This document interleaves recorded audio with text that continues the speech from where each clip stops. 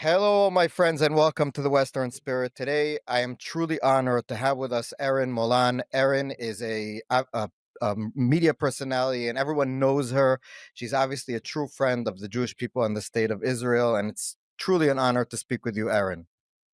Ariel, it is just as much an honor for me to speak with you. Thank you so much for having me. And thank you for giving me a platform to do what I love, which is to talk about why I stand with your incredible people against the evil that is Hamas. Yes, and all the other evils too. We're seven Well, there's fronts here. plenty. We don't Yeah, have enough time to go through all the evil in the world, Ariel, but there's exactly. plenty, as we know. So, Erin, you were here not too long ago in Israel. We missed each other because I keep the Sabbath and we were supposed to meet, and there was a whole mix up. But now we're meeting. And so I want to talk to you before I ask you about your trip here and everything, because I want to get like retrospectively what you think about what's happening in Australia now. Because we were supposed to speak last week, and last week there was the story about these two nurses in a hospital in Sydney which basically said that they basically admitted to killing Jewish patients in the hospital. What is happening in Australia? Why do they hate? Where's all this Jewish hatred coming from? It's crazy, isn't it? And I'm one of the proudest Australians you will ever encounter. I am an army brat, which is what we call it here in Australia. I'm not sure if you have the same terminology in Israel or overseas. You do. Yeah. But Dad was in the army for 40 years. He went and fought in multiple conflicts to defend our nation. So I have immense pride in my country. There have been very few times in my life where I have felt ashamed of my country. And I can tell you the first real time was October 9th. Not one IDF boot had hit the ground, and we had people in front of our most iconic building, the Sydney Opera House, essentially celebrating the greatest loss of Jewish life since the Holocaust. And that was the first moment I went, wait a minute, what is going on in my country? And I think that was a crucial period for Australia to determine very early on and without any doubt whatsoever to determine what we stood for as a country, what we would allow in our country, and we were weak. And those who wish to do us harm, those who are anti Semitic, those who agree with our enemies, and they are our enemies. Yes. Your enemies are the enemies of the free world as well. Those who align themselves with them thought, wait a minute, no one has paid a price for that. There's been no consequences for this incitement to violence, this celebration of terrorism. So let's try it on. And we've seen just an escalation of that over the last year and a half. And we've seen synagogues firebombed. We've seen cars. We've seen graffiti that is just horrific. We've seen attempts to mass murder people in Jewish areas thwarted days out. It's just been absolutely crazy. I mean, I'm either naive, I'm stupid, I don't know what I am to have never ever thought that this would be possible in my country. But if I can tell you and your listeners this as well, Ariel, in that I used to be a sports host and I would host one of the most famous car races in Australia, if not the world, the Bathurst 1000, the V8 supercars. And I would watch 9 hours of racing cars, and 98% of them would perfectly go round in a circle, not touch a wall, not crash, not do anything. The winner, and yep, that's it, all over. There might be three cars that would have epic crashes, and the only thing that would make my 1 minute 20 package on the news that night would be those three cars crashing. So, whilst you might see a lot of what's happening in Australia, and those two nurses were just a new low that I didn't think we were capable of reaching, I promise you, the vast majority of Australians, in my view, know what is right and what is wrong, and they stand with Israel against these terrorists. But they are silent. Our silent majority is far too silent. And often Australians are described as being these laid back, easygoing, have a joke kind of people, and we are, which means that sometimes when things matter to speak up, to get up, to stand up, it's not really in our nature to do that. Now, I've obviously drunk from a different water cooler because I'm the opposite of that, but I promise you, they do not represent the Australia that I know and love. This episode is brought to you by Ayn Rand Center Israel. We meet every alternate Friday to study and discuss the philosophy of Ayn Rand, author of The Fountainhead and Atlas Shrugged. The topics range from ethics to politics, reason versus faith, aesthetics, psychology, and much, much more. This is the only place in Israel where Ayn Rand's unique philosophy is accessible to you, and you're welcome to come learn all about it. It's a great opportunity to learn and meet really interesting people. Attendance is free, and first-timers get a free book. We meet every alternate Friday at the WeWork in Serona Market, and we like to keep the intellectual discussion going afterwards with some great food and drinks. Click the link for more info on Ayn Rand Center Israel. But Erin, I did a story for our newspaper about a week and a half ago for the magazine, and I interviewed a bunch of Jewish leaders and shop owners and people who were, for example, beaten up on the streets, graffiti on their stores, on a school for young kids. And they all said, like, first of all, they were in shock, like you said, and also they're so disappointed in the government. Like, they're all complaining about the fact that it seems that no one's listening to them, that no one, like, none of the leadership class of the country is looking at our brothers and sisters in Australia and saying this has to stop.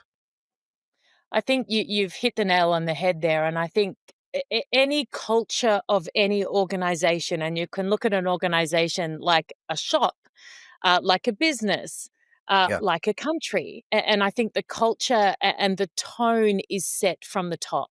It doesn't matter what it relates to. The tone and culture of any organization, be it Microsoft, be it your little general store on the corner of the street, the way the staff speak to their customers, that expectation is set from the top, and I look at Australia in that exact same way, and I've been incredibly disappointed in how our government has responded. They have set a tone that in Australia we will accept anti-Semitism, we will accept hate speech, we will accept nurses saying that they have killed people or that they will kill Jewish patients if they come in. And you can say, oh, but they were stood down, but they were this, but they were that. There's no point having laws in this country that say you are not allowed to incite violence by speech or do any of the things that so many people have done, but then to not use them or enforce them. They're useless if you don't. And we have some pretty good laws in this country, but we don't seem to have the guts to use them. And my point that I make is that, you don't need to clog up the legal system with this kind of stuff. You come down hard on one person who deserves it because they have broken a law. So you not even come down hard. You just prosecute them and put them through the courts, and they pay a price for committing a crime. Other people see this and go, oh, wait a minute. Okay, they're serious. I'm not going to do my stupid thing this week. I'm not going to sneak out in the middle of the night and spray paint something awful on a car because I've seen there are consequences for my actions. But until we do that and we get serious about doing that, people will continue to do the exact same thing. And I didn't really have a close Jewish friend until a year and a half ago or 2 Now years you have a ago. lot. Oh, I believe you me, I've been told I'm like Taylor Swift in Israel, and let me tell you, I'm sure I'm not, but I have this most beautiful community around me now that I absolutely adore. And I feel like I'm living this almost firsthand with them. So many of them are afraid, and that is an awful, shameful thing to have occurred in a country like Australia, where we pride ourselves on being a multicultural nation who accepts everybody for who they are, no matter what they look like, no matter who they pray to. And I can tell you, there have been other groups in this country that have been subjected to bits and pieces here and there that are abhorrent. But I tell you what, the entire nation comes up and says, no, we will not accept this with every other group. With the Jewish population, where are you? Where are you? That's what shames me almost more than anything else. And Erin, do you think it's a little bit like what we saw in America with all these protests where the Jews are like considered in the woke hierarchy like white people that we're supposed to hate? And that's one of the big backlashes that Donald Trump won there because people had enough of this identity politics where it's allowed to hate certain groups and other groups they're Mm. not allowed to hate, and some groups get preferential treatment and others don't. And you were just in America, so you have a little bit of the Yeah. atmosphere from there. Do you think that that's what's happening also in Australia? So Jews are considered like the white oppressors, so it's fine. Well, look, absolutely, and I think that kind of that colonialism has been a real theme here, and something that frustrates me no end. There's been this theme in Australia over, say, the past 10, 15, 20 years where kids are being taught to essentially hate our country because we Yes. were colonial. We came here illegally and we did this and did that, and we should hate ourselves for it. And the Indigenous Australians were here first. Now, there were some awful things that happened back in the early days. Of course, there were. In any country, the exact same things occurred, but you cannot continue to live in shame hundreds of years later. I think that's one of the biggest issues, that is that we've been taught to hate anyone that was a part of history and that came to a country like so many people did in a million different parts of the world. So I think that you've hit the nail on the head again in that part. Absolutely, that's one aspect of it. But I think the DEI aspect, absolutely. But I think that there's a shift. There's certainly a shift Yes. in terms of how people look at DEI, and I think initially, I think a lot of people genuinely care about other people. And initially, people thought that things like diversity, equity, inclusion would help other people and help minorities. So they were happy for it, right? They thought, hey, I'm happy to do something and to support something that is going to help people that have had a rough trot. That is going to help people that maybe need a little bit of a step up because they've been underprivileged, or they haven't had the opportunities that I have. But very soon afterwards, people started to realize, wait a minute, this doesn't actually help, and it actually disadvantages a lot of people. And overall, the overarching outcome of these policies is detrimental to the vast majority of the community. So I think there's certainly been a shift, and I think Trump in the US is leading that without any doubt whatsoever. And it's not that people are, right wing nut jobs, not at all. I mean, I'm quite progressive socially in different ways. I'm pro lots of things that are quite progressive, but I am common sense. I just want people to make decisions based on what is good for the majority of us and what is based on common sense. And I think that's a shift we're seeing. So whilst we definitely have people in Australia who will never see common sense, I think the vast majority do, but they're part of this slightly slow changing shift that we're seeing hopefully quicken up a little bit off the back of Trump's win in the US. Yeah, and one of the things in America which I wanted to ask you about is that one of the people that has gone through that shift, and I spoke with him for a little bit in our conference, is Bill Ackman, and he Mm. is also someone who was on the left. He gave tons of money to Democrats over the years, and then he told me, I realized that this is crazy. They've gone off the deep end. It started with the university presidents. He was a big donor to Harvard, and suddenly it depends on the context when we could call for genocide of Jews. So maybe just a little bit, can you tell us about when you were in America, what were you seeing behind the scenes about people, the shift that we were talking about? Yeah. A little bit, just give us a flavor. Absolutely, I love that, and I need to check with you because I had chased my exclusive with Bill Ackman No, very hard it was for a a long long time. time ago. When did you get yours? It was for our conference. He gave us a speech, so it was not really an Oh, interview. It was well, like a public interview for the conference. it's as good as, Yeah. and I sat down with him actually in December and did a one-on-one with him, which was just mind-blowing. He's one of the most impressive men I've ever sat down with and interviewed.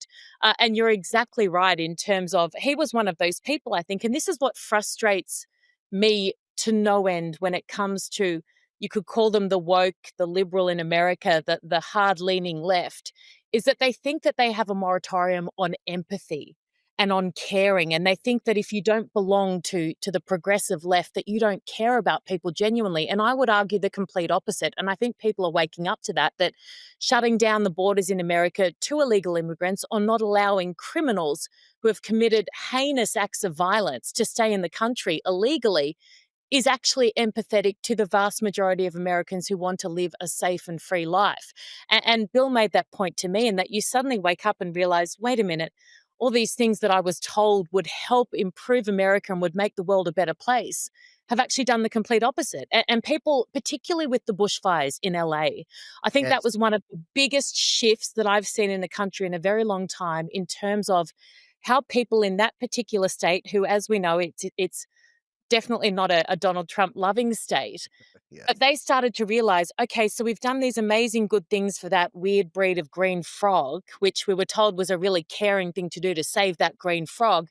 But what it meant was we didn't have enough water to put out the fires that killed people. And people started to put two and two together and say, wait a minute, this is all good and well to have DEI. It's all good and well to have these incredible environmental projects that will help with the air quality in LA. But if we're being killed and our houses are being burned down and suddenly the air is full of toxic smoke, maybe, just maybe, it's not actually better for us and for the environment. And that's, I think, has been, I've been to America 3 times over the last, say, 6 months. And that shift has been the one that has been talked about, to me most over that period. The other quick thing, when I was there before the election, I went and met with Lara and Eric Trump and did Yeah. an interview with them in Florida.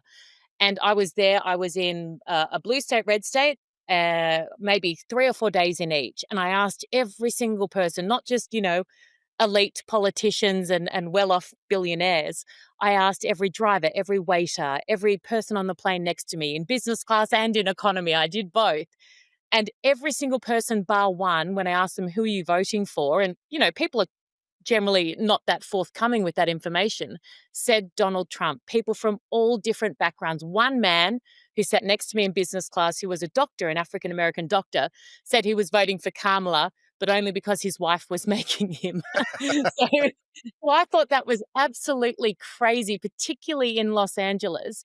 That every single person that I had asked had said, look, a lot of them, it took them a little while to warm up and be able to tell me. I had to say, I'm here to meet with Eric and Lara. And they said, oh, Trump. So I was blown away by that as well, by just how much support on the ground he had. But also, one thing that I think is important to say about just on the same type of train of thought is that everybody was one of the things that people, the right wing, everybody's racist. Donald Trump's a racist, Oh, misogynist, and all that. And then when you look at the exit polls, minorities voted for Trump, like Hispanic men. He got a majority of the vote. He got a majority of largest black young. vote in decades. Yeah, he got a majority of young African American males. Mhm. He didn't lose a lot of like Hispanic women, even. So Yep. it's very, very weird. The only group that he actually lost people was white women. So it's like Mm. maybe he was less racist than he was. Um, but I don't understand. Like, it seems to me that a lot of times politicians will, especially on the left, will use like big issues to cover up the fact that they don't do anything. So they'll say global warming, but we didn't clear the brush of the trees. But they won't talk about that because everything is global warming. So they use these catchphrases to make us Yep. not talk about the actual problems on the ground. Can I We tell you the greatest example of how badly they were exposed on global warming? Yeah. And not to say it's not real or there's not element, absolutely, of course it is. But Mhm. in terms of the importance they placed on it, at the Democratic National Convention, I think it was mentioned twice in 5 days. 4 years earlier, twice in 5 days of full speeches from the Democrats. 4 years earlier, it was essentially the only bloody words they said. It was it. It was climate change, global warming, climate change, global warming. And when all of a sudden people are not that focused on it, they don't care less, their kind of internal polling is showing them that it's not going to be a big vote winner. They could not care less. It was mentioned, I think, twice. And I went, do you know what? How has it suddenly become a complete non issue? Or is it possible that you just use something that you thought could be a massive wave? It's crazy, this stuff. Yeah. And you're exactly right, because they can't actually show you anything that is credible that they have done that has improved the lives of anyone in America. So they will cling to these issues that are hard to define, hard to prove, hard to quantify, and they'll use them as catchphrases to try and emotionally kind of engage people and get them to vote for them. But I think people are starting to see through Yeah. that, because they believed it from Joe Biden initially and Kamala Harris. They looked at 4 years of government under their leadership and realized we have gone backwards in every single way that matters to me as a family or a single mum with 3 kids struggling with cost of living. So you know what? We might not like everything this bloke says. We might not like the turn of phrase he uses. We might not like the rhetoric all the time. But you know what? It couldn't be any worse. And what he's telling us he do, even if he does half of that, our lives are going to improve significantly. Yeah. So, Erin, maybe one last thing about America, which is interesting, and then I'll ask you about Israel. The Elon Musk seems to make everyone on the left hate him.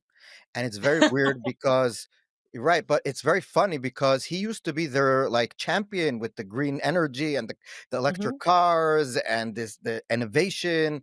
And he was a big donor for the Democrats, obviously. And now suddenly, like, how could you be against waste, fraud, and abuse? Like, even if Well, you're on the left, you should be for cutting waste, fraud, and abuse, but they're very angry at him.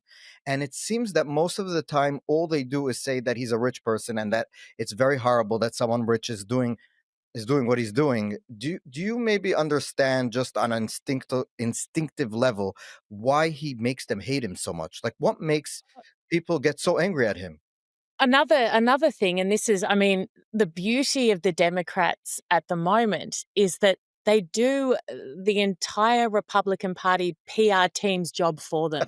Exactly. They actually don't need to expose them at all because they do it themselves so brilliantly. And Elon Musk is another incredible example.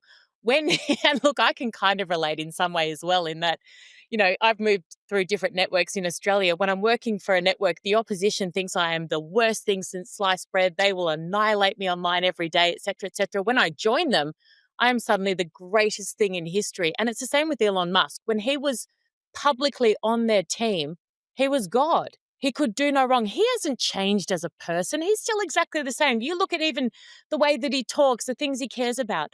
He has not really changed in essence, except he shifted parties because the party he supported prior completely capitulated and lost sight of who it was and what it stood for.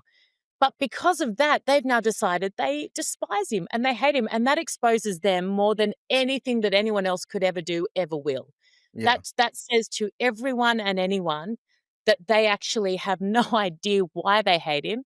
They only hate him because he does not support them anymore. And that is cheap, it's shallow, and it is so obvious to anyone with half a brain. Yeah, it's like politics as a team sport instead of trying to make people's lives better. Um, Yeah. Erin, you were in Israel not so long ago, like we mentioned, and one of the things that I wanted to ask you about is that you went. I just read a little bit about your visit and looking back because I was looking towards what we were going to talk about, and you went with an organization that organizes student villages, sort of Kedma, I think they're called, and they took you to near Oz, where you went with them to near Oz, where the student village was. That was where they took a lot of the hostages from. The whole village was basically burnt. I think Yeah. when I think it's still burnt to this day. Um, can you just give us a little bit about someone coming from the outside, suddenly seeing what is Mm. left of this place and like trying to like let people who haven't been there understand? It's almost impossible, I think, if you haven't been there. And let me explain why, and let me try anyway. There wasn't anything that I hadn't seen prior to going that I could get my hands on. Any video, any raw footage, any statement that I was able to access. And I thought I understood what had happened on those days from so many different accounts. And I live and breathe this stuff. This is my passion. It's my job, is to immerse myself in every bit of information I can find and then give people my very genuine, honest take on it.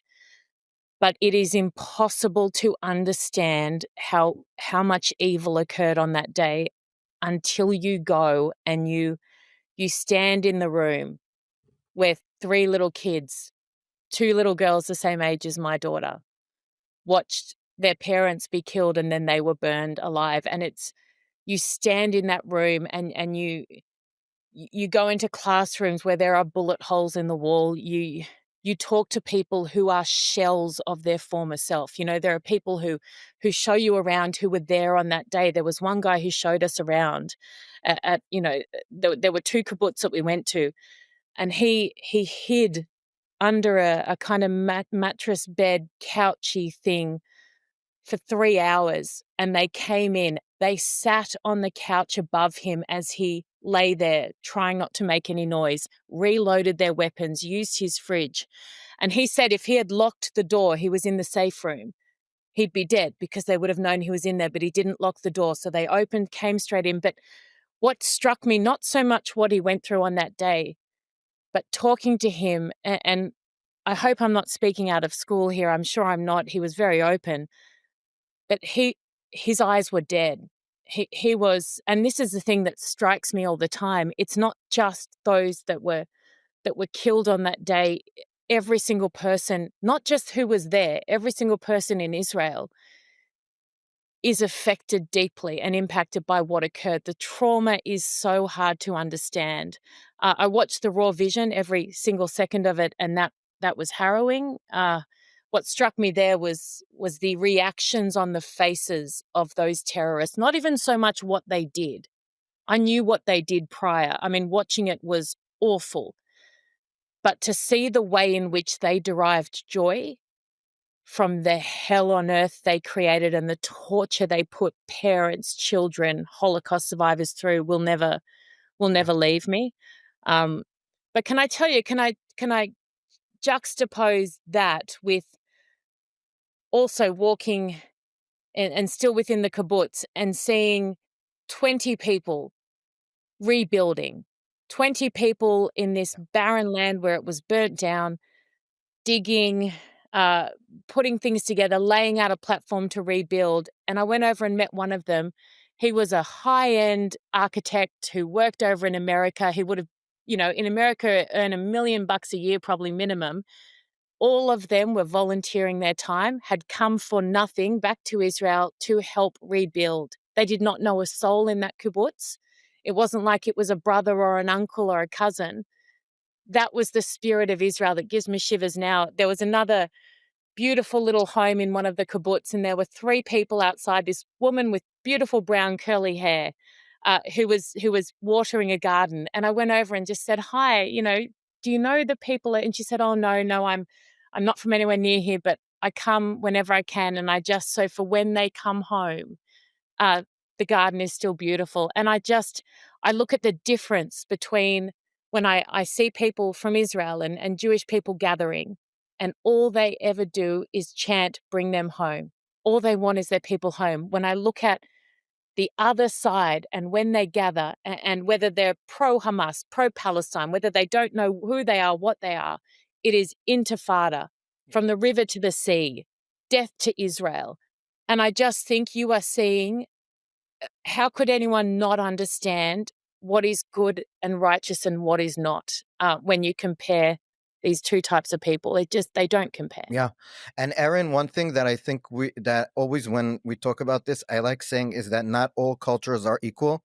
So the West, we are part of the West. We want to be part of the West. You want to keep Western values.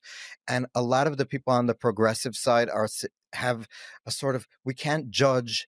We can't say our culture is better than the other cultures. Our culture that celebrates life, that celebrates living, happiness, people being together, like you said, helping each other out, and the other cultures that are, we saw it on October 7th when the Bibas family was kidnapped by citizens of Gaza and then given to the terrorists, but they weren't taken by terrorists per se. They were taking part of organization.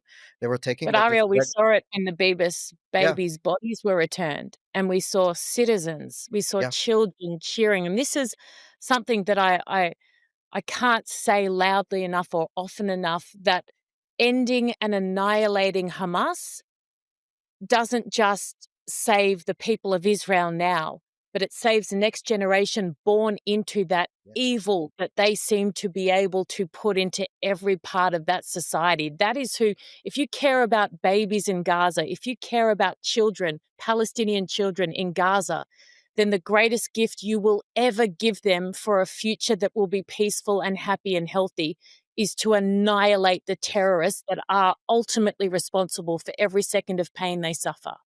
One last thing that I want to talk to you about is, and I promise you it's the last thing, is media bias. So we now see in the BBC in the UK, they had a documentary about Gaza, and they used to narrate the documentary a son of a top Hamas official. It's I'm sorry, it's just so weird. From all the people in Gaza, they had to take the one son of the top Hamas official to narrate it. The cameraman wrote that he celebrated October 7th. He was so happy about all the Jews dying. Other people are in the documentary are pictured with Hamas terrorists on their social media celebrating the acts of October 7th. The BBC says, obviously, no, we didn't know. But how could you not know? And I think that it's very weird that all the mistakes happen on one side. So there's never any pro-Israel mistakes. There are only mistakes happening on the like You're not the, allowed to. right, You're not exactly. allowed to. So how do you explain the BBC is just a symptom, I think, of like a Mm. media complex that just automatically hates Israel and even hates the West. It's not just Israel. They hate America, they hate the UK, they hate Australia, like we said, colonialist and all this kind of stuff. How do you explain the mindset of these people? Look, it's crazy. And again, I think you only need to look at the ratings of a lot of these big networks to see that they no longer have majority support in the community. And it's happening everywhere. And that is one thing that deeply reassures me. It is the trend is moving away from networks who reflect those types of values. I think traditionally in the media, people who work in there are generally more progressive, more left leaning. They generally would support causes that you would say belong on the left more so than say the center or the right. I think that's a big part. So as I said before, Ari, the culture of a country, it's the same with a media organization. If the person running it has a particular viewpoint and say that's more likely to be left leaning than anything else, then the channel and network will reflect that, which is completely wrong. And this is the thing that I say. I am a commentator. I am an opinion host.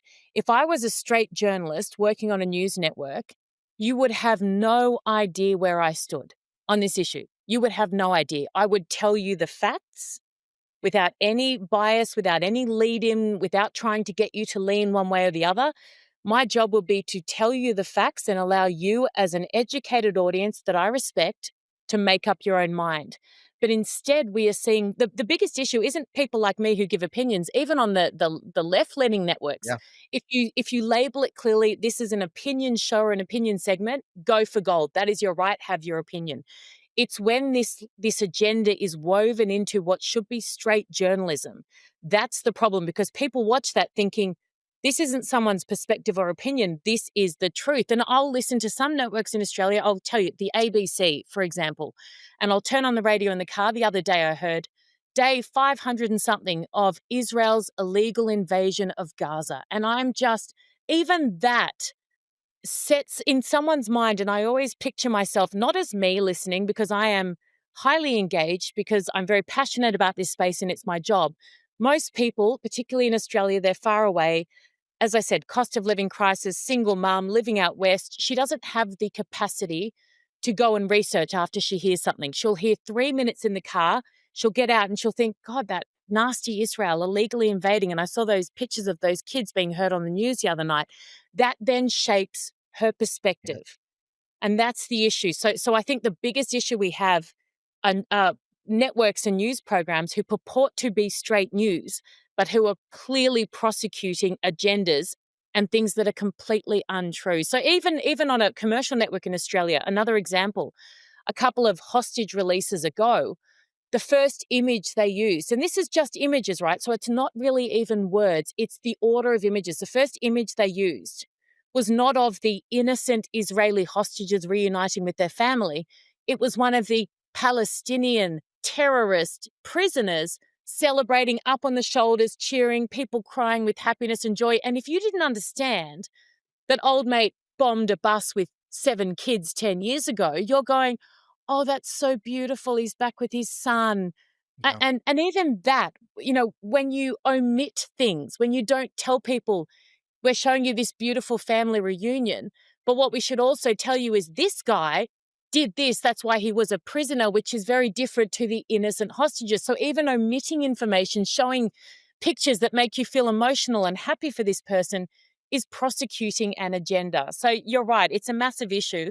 But again, the beauty of social media and all these other people now are able to call it out. That documentary was taken off. The BBC, look, not that they'll change ever, but they have to answer to this now. And you've got Kemi, the head of the Conservative Party in the UK, front page of the paper today saying, explain yourself. So at least now we're putting more attention on it. And people have choices now. Stop watching it and they Yeah. will die. Watch you. Watch you. I mean, I can't believe you would even, I was not even going to say that.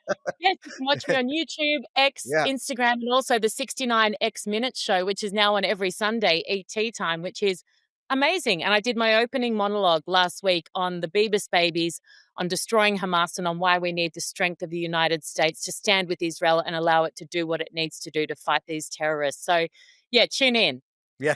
So that's it. But it's not a joke. I mean, what I mean by that is that you have a choice. Everyone who's watching our show and going to read me in the paper, wherever, going to read us, you have a choice. You could either put on the TV and give these people credence when we all know, at least the people who are watching us and you, that they're lying to you, or you could put on Absolutely. Erin or whoever that you trust, that Anyone. you, yeah, that you know is going to give you the truth. And then you're 'Cause not you're only, feeding the beast. If you watch them, exactly, even if you watch them and go, "Oh, Dal, what a bunch of knobs, they suck." yeah, Even if you do that, your view counts and they go to advertisers and say, "Look, we had this many views." So just remember, don't live in an echo chamber. I watch a lot of things I don't agree with, but just a little reminder that the more you consume of this crap, the longer they will be a sustainable exactly. business and the longer they will be able to push lies out into the community. So just keep that in mind as well. But now, my dear, I have a 6-year-old and it is Yes. So 8:44 I PM. will I'm an awful mother. I need let to me put just her to tell the bed. audience goodbye. So I just want to say, Erin, Erin Molan is a very honor that we had this conversation. Sorry we took so long. And I just want my wife wanted me to tell you that she's such a big admirer of you, and that she wishes you through me so much success, and so we're so appreciative of all that you've been doing and your bravery. And thank you so much for being with us. You are incredible, Ariel. Thank you so much for being so patient with me. I'm so glad that we could make this happen. And please pass on to your beautiful wife my immense thanks. And please tell her that her husband has wonderful taste, both in wives and in interview guests. So she's winning. Thank you so much. Thank you, lovely. Appreciate it. Thanks for tuning in to the Western Spirit Podcast. Don't forget to like, subscribe, and share, and hit that notification bell so you never miss an episode. See you next time.